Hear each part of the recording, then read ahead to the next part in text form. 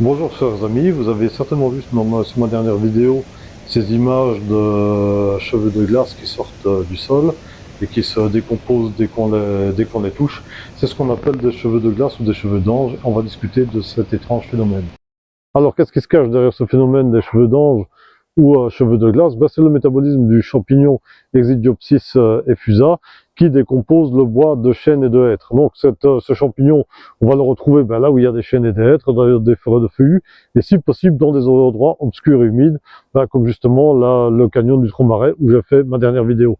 Alors en décomposant le bois, ce champignon va produire de l'eau, et l'eau va sortir hors du bois par des pores minuscules, mais quand il gèle, ça va former comme des espèces la pression de l'eau va générer des espèces de filaments de glace qui vont donner l'impression de sortir du sol ou de troncs d'arbres morts.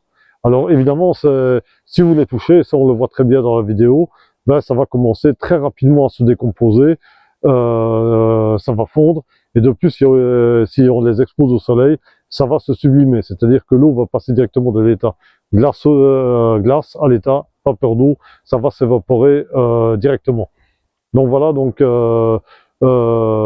même moi je ne le savais pas il y a très longtemps, je l'ai appris, je le partage avec vous maintenant. Bon, tout ça pour dire quoi? Il faut continuer à aller en forêt, et franchement, quand on va en forêt, qu'on observe la nature, on ne peut pas cesser de s'émerveiller, et c'est vraiment un émerveillement tout le temps. Mais c'est bon, voilà, même dans le coin du Trou-Marais, j'y vais quand même relativement souvent maintenant. Chaque fois que j'y vais, je m'émerveille. Émerveillons-nous de toutes ces merveilles de la nature. Et ça, c'est qu'en hiver, il n'y a pas tant de choses que ça à voir en hiver. Attendons le printemps, quand on va commencer à voir toutes les fleurs qui vont commencer à sortir, les oiseaux qui chantent. Il y a des tas de merveilles à voir. Lors de ma dernière balade, d'ailleurs, j'ai entendu le cri d'un coq de bruyère, parce que je croyais que c'était un animal qui avait disparu, et j'ai vu une cabane de castor. Donc c'est quand même voilà, donc ça vous rend la peine de sortir. Tout ça pour dire, sortez, allez dans la nature, et vous, franchement, vous vous émerveillerez, et continuons de nous émerveiller devant la nature. Donc, si vous aimez cette vidéo, n'hésitez pas à mettre un j'aime, à partager.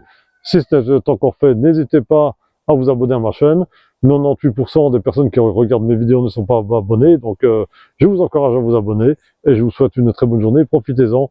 Il fait justement sec, il fait froid, mais il fait sec et très lumineux. Et c'est vraiment des très belles journées pour se promener. Très bonne fin d'après-midi. Au revoir.